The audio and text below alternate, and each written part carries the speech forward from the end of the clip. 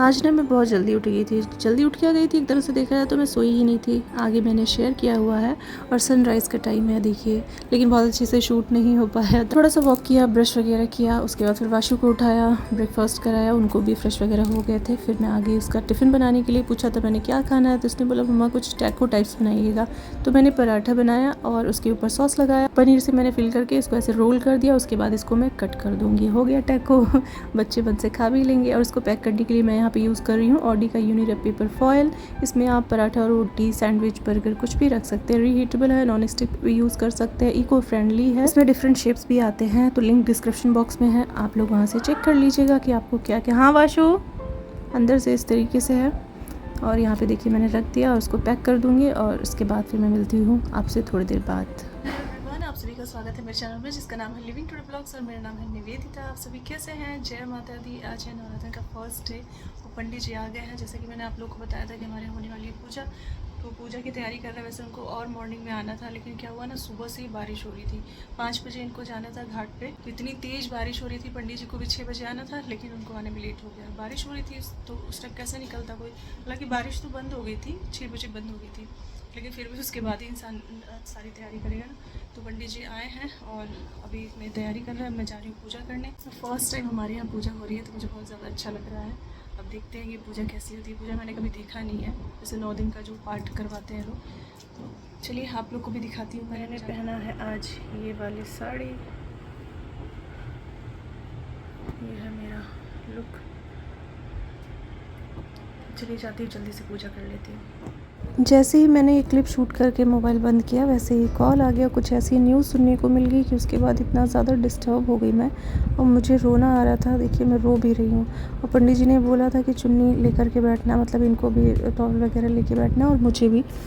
तो मेरा एक तरफ देखा जाए तो ये पूजा घर में हो रहा था और ऐसी न्यूज़ मिल गई कि मतलब एकदम से मूड ही डिस्टर्ब हो गया। फिर किसी चीज़ में मन ही नहीं लग रहा था। मैंने आगे शेयर किया हुआ, इसलिए अभी मैं क्या बोलूँ। बिलीव नहीं हो रहा था कि नवरात्र के पहले दिन ही ऐसा सुनने को मिल जाएगा। माता जी आ रही थी, उनकी एक्साइटमेंट, उसकी खुशी कुछ और ही थी, लेकिन अचानक सब कुछ। अभी पंडित जी ने हम लोग को बुलाया ही जस्ट कि आप लोग आइए और इस तरीके से बैठना है, पूजा करना है। पहले तो मुझे लगा नहीं था, मुझे लगा नॉर्मली ऐसे बैठना होगा, लेकिन पंडित जी ने बोला कि नहीं, चुंदरी इंद्री जो भी होता है उसको ले लीजिए और उसमें गांठ लगवा लीजिए। तो जो दीदी हैं काम करती हैं वही थी, कोई और था भी नहीं। तो बोली अरे हम ही लगा दे रहे हैं, तो फिर वही दीदी लगाई। फिर उसके बाद हम लोग पूजा करने लगे और मुझे यहाँ पे भी बार बार मेरे आँख में आंसू आ जा रहे थे। ये तो मुझे बार बार समझा रहे थे, क्योंकि इनको पता था कि मैं अगर ज़्यादा सोचूंगी उसके बाद फिर मेरी तबीयत ख़राब हो जाएगी। तो इनके सामने तो मैं बहुत ज़्यादा रिएक्ट नहीं करना चाहती हूँ। ये तो आप लोग को पता ही है कि जब मैं अकेली होती हूँ, जब ये चले जाते हैं, तब फिर मेरा अलग ही दुनिया में मैं हो जाती हूँ। लेकिन इनके सामने मैं नहीं चाह रही थी कि कुछ भी मैं बोलूँ या फिर कुछ भी रिएक्ट करूँ, लेकिन बार बार मेरी आँख में आंसू आ जा रहा था कि भगवान ऐसा क्यों। पता ही नहीं होता यार ज़िंदगी में कब क्या हो जाए, एक पल में कुछ भी नहीं पता होता सीरियसली। और पंडित जी यहाँ पे पूजा करवा रहे थे। मुझे ना अब ऐसे पूजा करना बहुत अच्छा लगता है, मतलब साथ में बैठ के पूजा करते हैं, पंडित जी बताते हैं कि ऐसे कीजिए ऐसे कीजिए, एक अलग ही फील होता है। मैं पता है मैं बहुत उस टाइम बहुत पॉजिटिव हो जाती हूँ। तो फर्स्ट डे तो मुझे अच्छा तो लगा, लेकिन एक होता है ना माइंड में कुछ और ही चीज़ें चल रही थी, तो इसलिए मैं बहुत ध्यान नहीं लगा पा रही थी। और आज तो मैं थोड़ा बेटर फील कर रही हूँ, तो आज थोड़ा मैंने वो किया। कल तो पूरे दिन मेरी एकदम से जो भी हालत हुई थी ना, मेरी नहीं पूरे मेरे रिलेशन वालों की ही। तो मैं ज़्यादा सस्पेंस नहीं करूँगी, मैं आप लोगों को बता देती हूँ कि क्या हुआ था।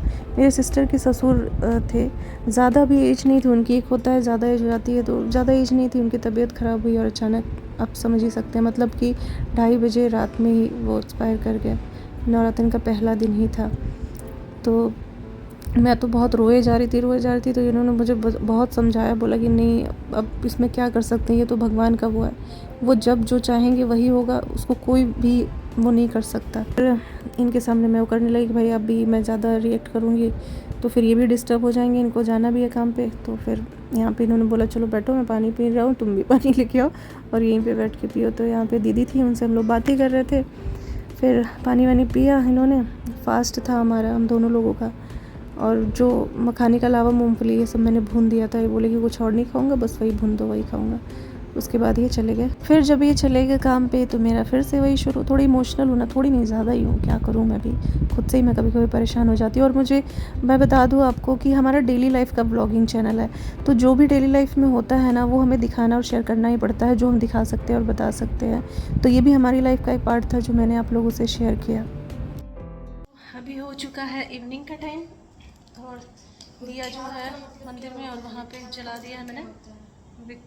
अच्छा, और आप लोगों को तो मैंने बता ही दिया होगा, वीडियो तो मैंने दिन भर कुछ भी शूट नहीं किया, बता ही दिया तो फिर मैं अब क्या बताऊँ, इसीलिए मेरा कुछ भी मन नहीं हुआ। मैंने चेंज बस किया, उसके बाद तब से इधर उधर बातचीत करना लोगों से, लेकिन अब क्या ही कर सकते हैं, भगवान के आगे किसका चलता है, किसी का भी नहीं चल सकता। ज़िंदगी में कब किसको क्या हो जाए कुछ भी पता नहीं होता। खैर, वाशु यहाँ पे कर रहा है अपना वर्क और मैं हमें बस्तियाँ जला के आई हूँ भोग लगा के। तो आज पहला दिन था हमारा पाठ का और कल रात में ही 2:30 बजे के आसपास में सिस्टर के जो ससुर थे उनको तबीयत उनकी ख़राब हो गई। फिर उसके बाद हॉस्पिटल लोग लेकर के गए लेकिन नहीं बच पाए, वही हार्ट अटैक था। और पता है ऐसा मेरे साथ शायद बहुत टाइम बाद हुआ है कि मैं 1 बजे रात में सोई और उसके बाद 2:30 बजे मेरी नींद खुली, फिर मुझे नींद ही नहीं आई। मैं इधर हॉल में आ रही हूँ, उधर जा रही हूँ, उधर जा रही हूँ, मुझे एकदम से नींद ही नहीं आ रही थी। और मैं दिन में भी नहीं सोई हूँ और ना ही मुझे अभी भी नींद आ रही है। हाँ, थोड़ा सा सैड थी, रो लिया तो आंखें थोड़ी वो हो गई हैं, लेकिन नींद आई ही नहीं मुझे। और होता है ना कि कहीं कुछ होने वाला रहता है पहले से ही फील हो जाता है, शायद इसीलिए कि ऐसा बहुत समय बाद 4-5 सालों बाद ऐसा हुआ था कि मैं ऐसे रात में इधर उधर जग के इधर घूम रही हूँ उधर घूम रही हूँ, नींद ही नहीं आ रही थी एकदम। हमें तो सुबह में पता चला, मम्मी मेरे को तो रात में ही पता चल गया था।